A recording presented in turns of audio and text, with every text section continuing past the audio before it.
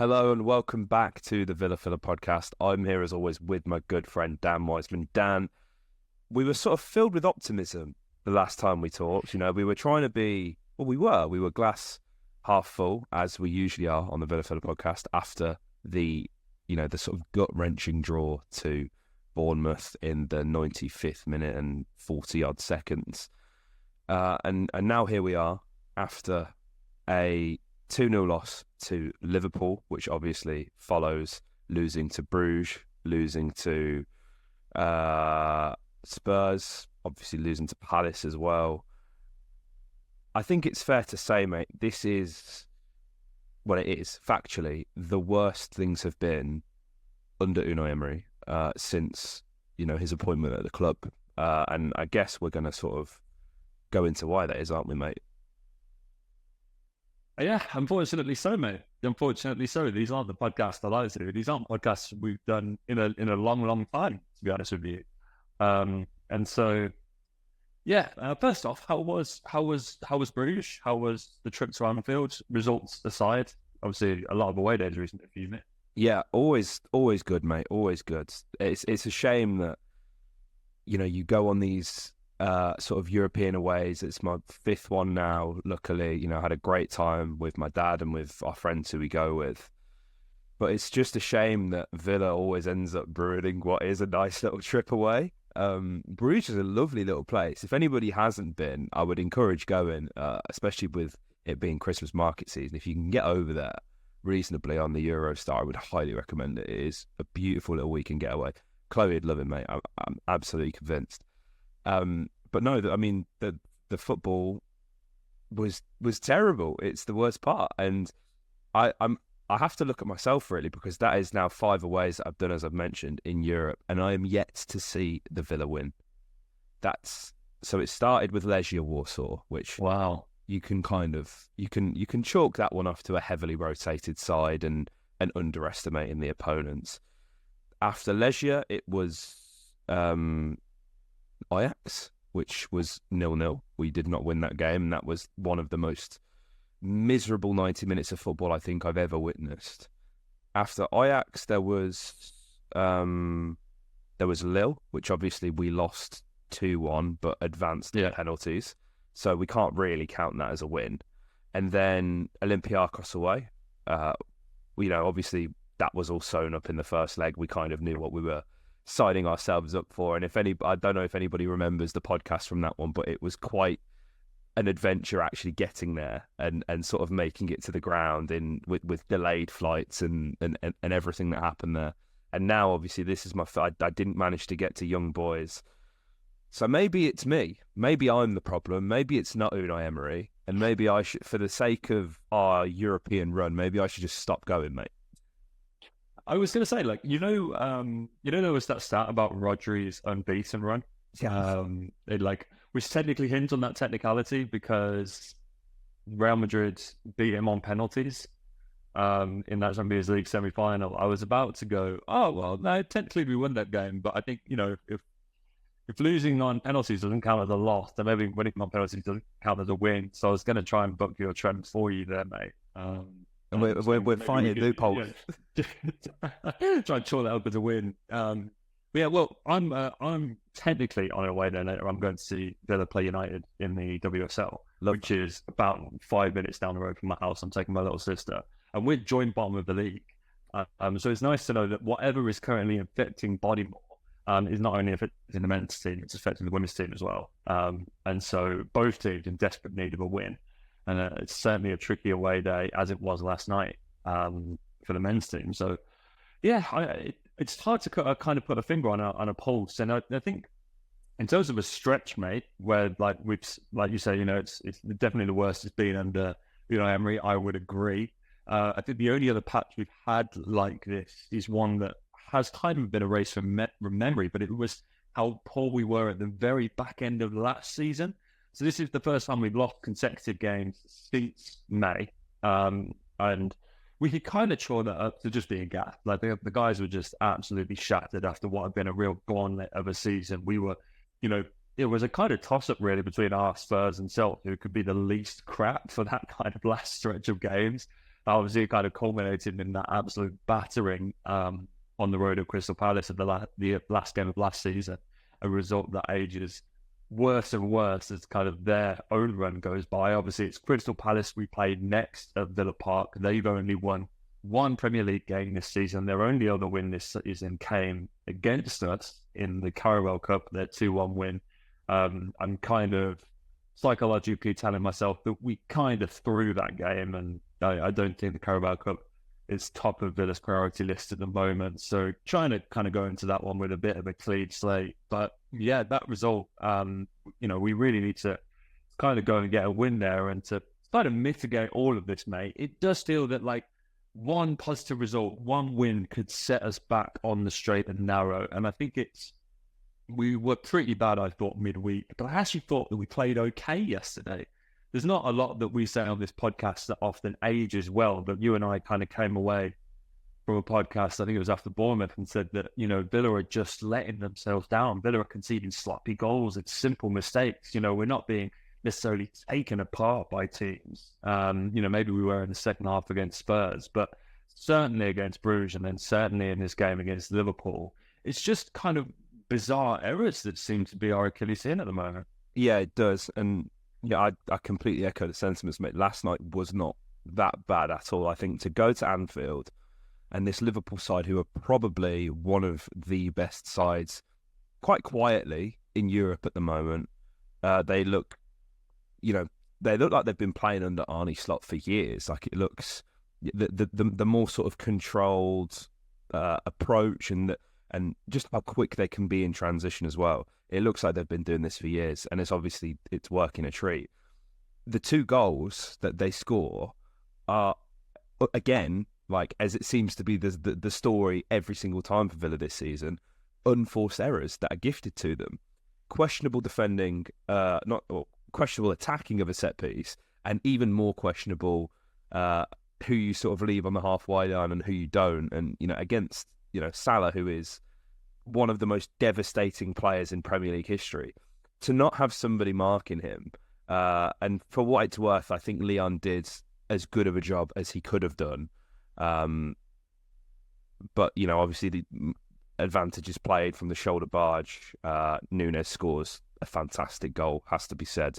But Villa have to set up better there, and question marks will be sort of pointed at Austin McPhee.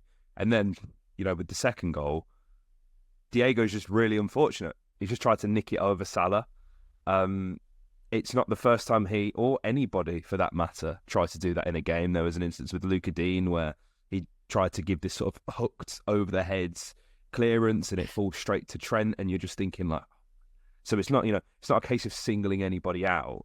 But I feel like we did enough, we created enough chances in this game to make me sort of not as worried as I sort of may have been, as we were coming into this game, mate. Because, yeah, as you rightly say, that Palace result is freakish, but, the team that we put out, in my opinion, still should have got the job done, but didn't. But then you see with the substitutions that Emery made in that match that he'd resided to defeat there, and he was happy to sort of chalk off the Carabao Cup. Whether that's right or wrong is, again, an entirely other podcast that we just do not have time for today, mate. But Unai's priorities clearly are not the Carabao Cup, regardless of how anybody feels about winning a trophy or not.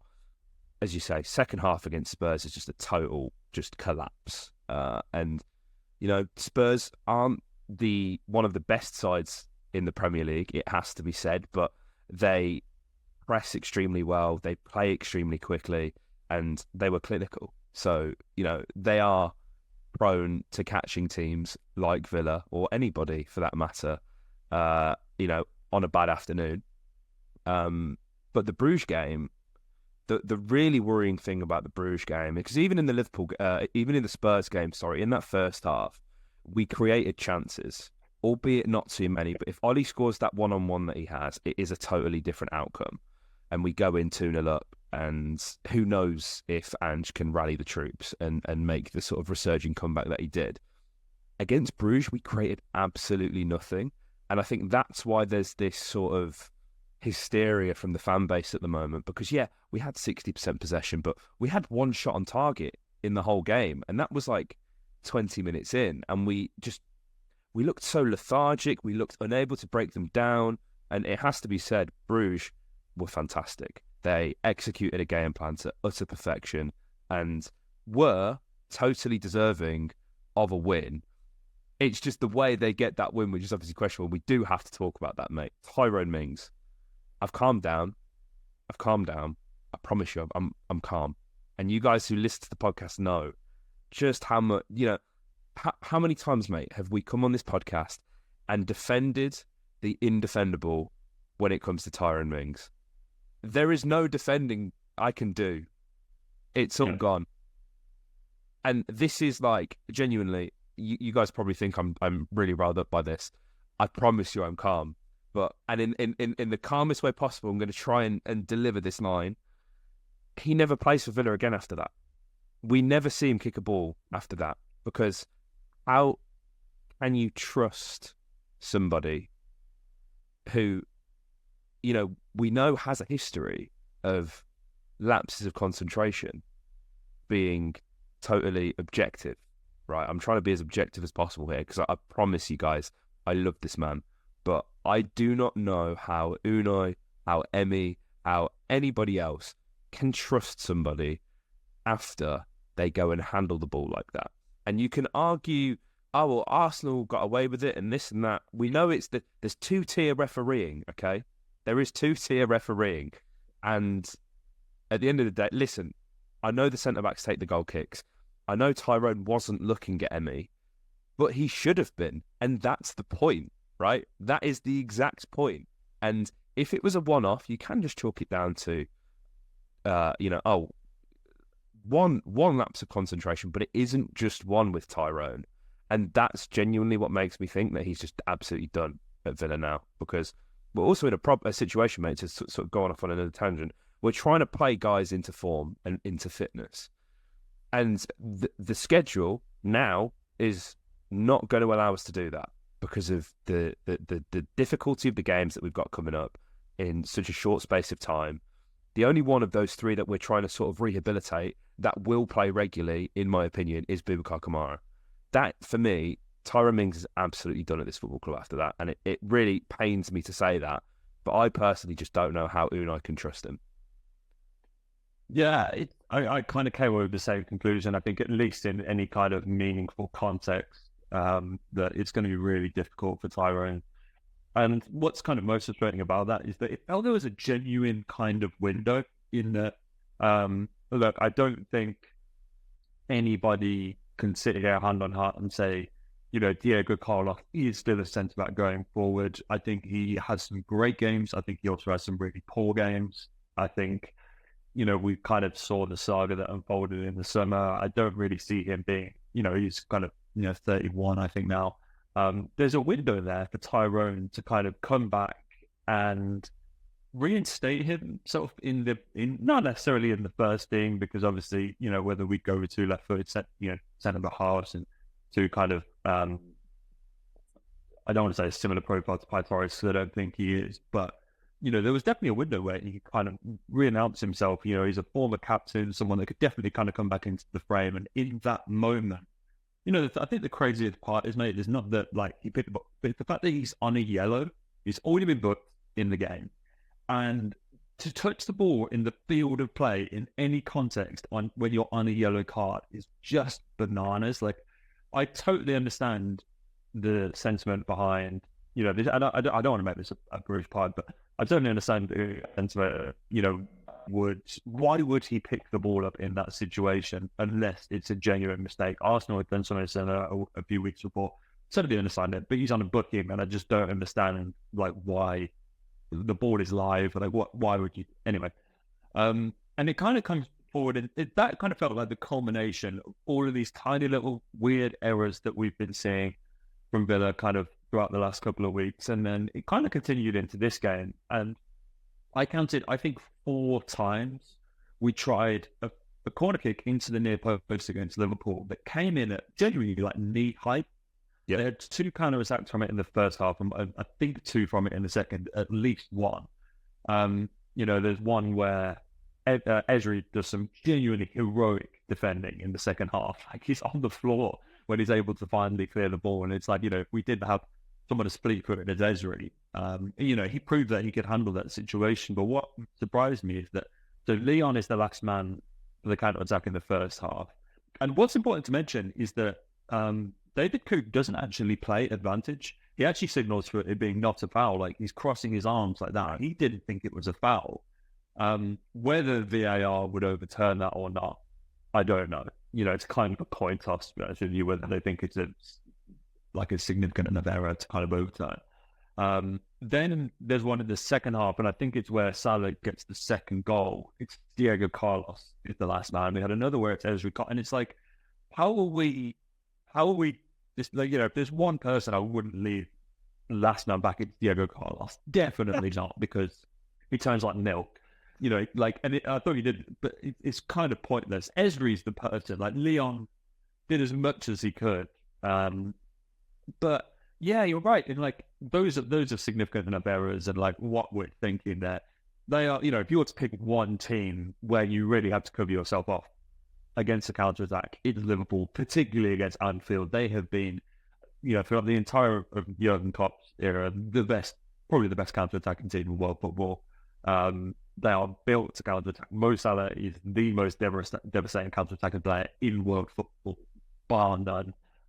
He's so good at kind of executing. But you're right in that there's so many times there were just bizarre passes that went nowhere. We try like raking 30, 40 yard passes like across the pitch that would just drop to the opposition fullback.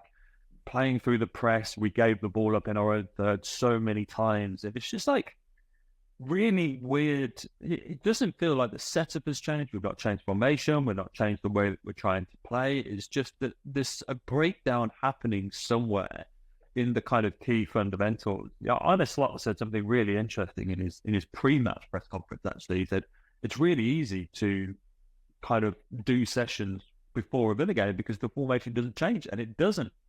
One of the hallmarks of Unai Emery's is that it's a consistent formation that we can kind of tweak the individual profiles, but it's such a difficult way to kind of counter that play.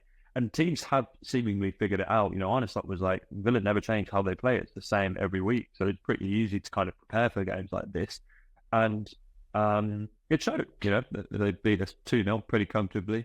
But we did have chances of our own, and it kind of, the quality between the two teams was really shown on the night because we had genuinely good counter-attacking opportunities ourselves.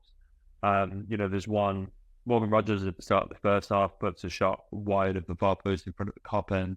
Ollie had a couple of good chances. There's obviously the couple of kind of goal mouth scrambles, which was right in front of the away end from the two corners in the first half. Like, we had our chances. I think XG was like, we potted up about 1.5 to their 2.02 or something. Like, it was, we created the chances, but it's just like Ollie looks a world away from being fit.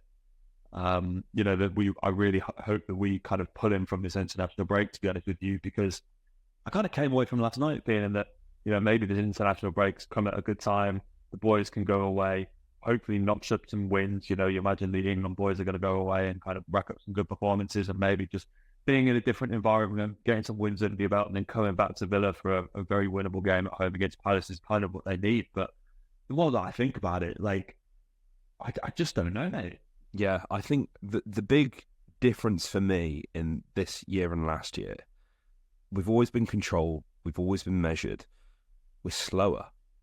The only genuine pace we have in this side is Ian Maatsen, and he's a fixture on the bench, which, again, you could probably debate a whole separate podcast whether he should be starting over Luca Dean.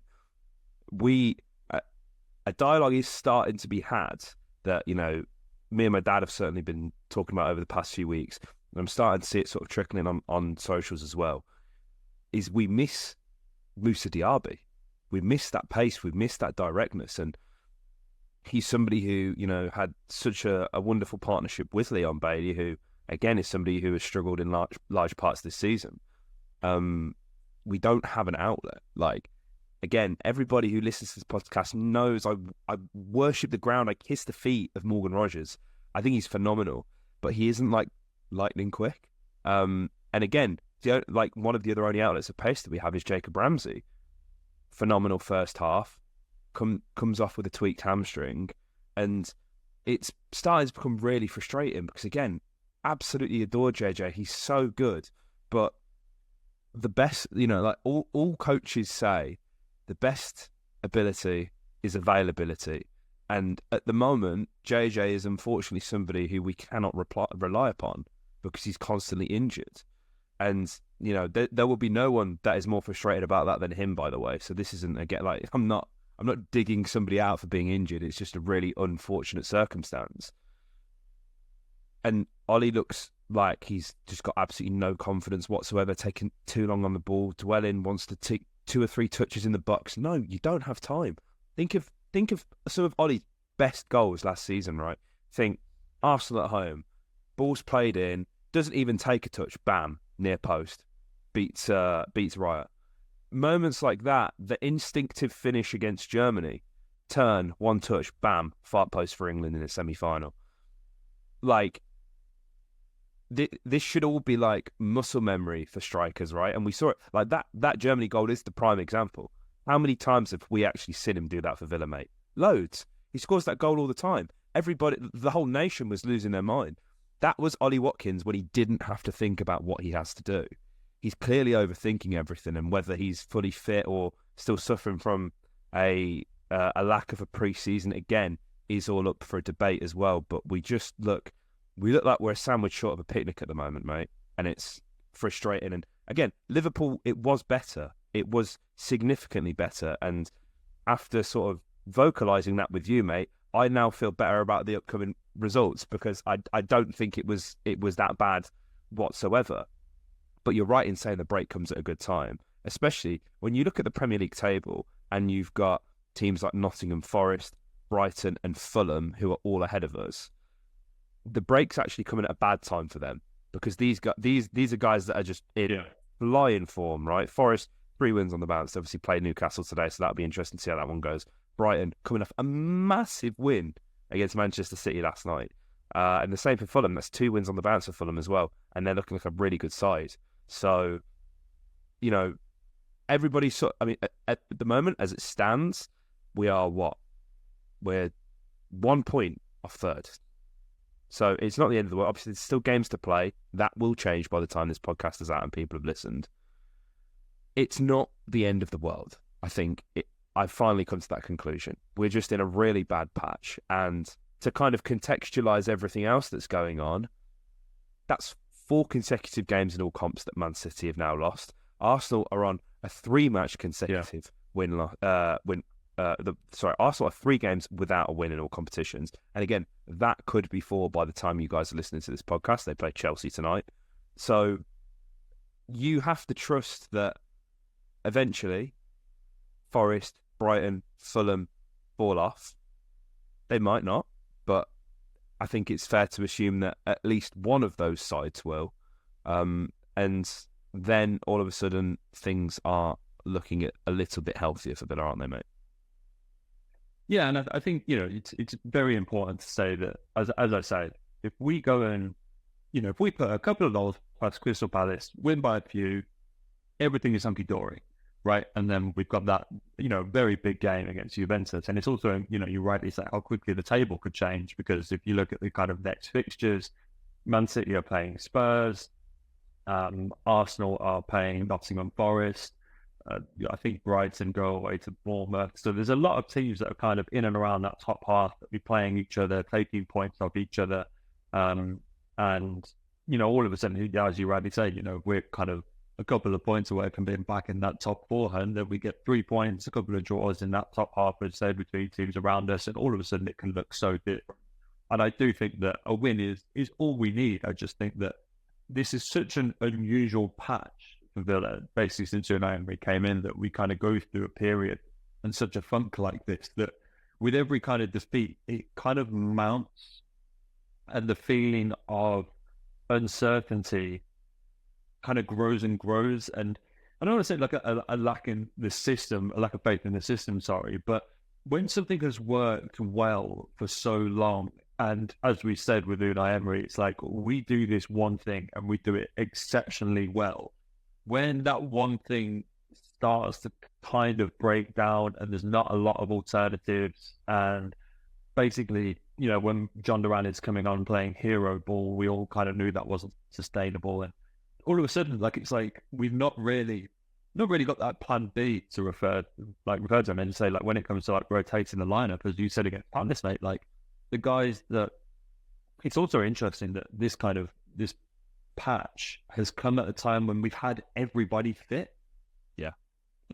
Such a big deal was made of, oh my God, we were going into that Palace game, I remember, with no injuries. And the guys that we were kind of coming back and hoping that they'd give us a real boost, have kind of, I'm not going to say let us down or anything like that, but they're actually, the kind of faith in the rotation just isn't necessarily there. And I do think that, guys like Ross Barkley have been great rotational pieces, but yeah, you're right. Mings has come back in, not been great. Emi Buendia has come back in, not been great. John Duran, great coming off the bench, but I'm still not convinced by his ability to properly rotate full 90s with Ollie. Kind of who starts up from Villa is a bit of a coin toss at the moment. I think it's really interesting. Ollie did an interview pre-match and was like, yeah, I've not really been firing on all cylinders this season. He's kind of admitted he's not been fully fit, and yet we continue to lean on him. And it's kind of it's clear that he's not there physically. This isn't a striker that's just out of form. This is a striker that isn't fit. And we continue to just be like, right, Ollie, there you go. You're going to be the guy. And, despite what I've just said about John Duran, it's kind of this isn't just form that we're talking about. And so I do think a lot of it, Watkins goes and scores against Palace, and Villa win 2-0. I think that just does so much for us. And I'm not saying this is not a crisis. This is the furthest thing from it. I think actually this is to be expected. But I don't think, I think a lot of people will chalk this up to, Champions League football for the Villa, because everyone thought would happen, there'd be the drop-off. I don't think this is a fitness issue. This doesn't seem to be these guys are just leggy, they're tired, they're falling off, there's injuries happening all over the place. We've actually been, as I said, we've had access in recent times. I know we've had a couple of injuries since, to a fully fit squad. This isn't the lads being tired. It's just the kind of fluidity in the way it all clicks and works just isn't there at the moment. But the next home game is the perfect chance to put that right. It is, mate. It absolutely is. And yeah, two of Europe's best sides are currently matching us on that kind of run. I think the worst spell, I know you spoke about there was quite a few at the back end of last season. If you hark back to February of 2023, 4-2 to Leicester, 3-1 to City, 4-2 to Arsenal. And we came back from that. So, I think the best way to look at it, and I think the way that Unai looks at it, is he has a lot more data on his players. And I'm sure he'll be analysing that and, obviously looking to rectify. So we'll just have to wait and see. But guys, we'll be back in the break. There's plenty to talk about, clearly. There's a lot going on at Villa right now. So don't you worry, you won't have to wait too long for another edition of the Villa Filler podcast. Let us know your thoughts in the comment section down below. And if you haven't already, make sure you subscribe. The Villa.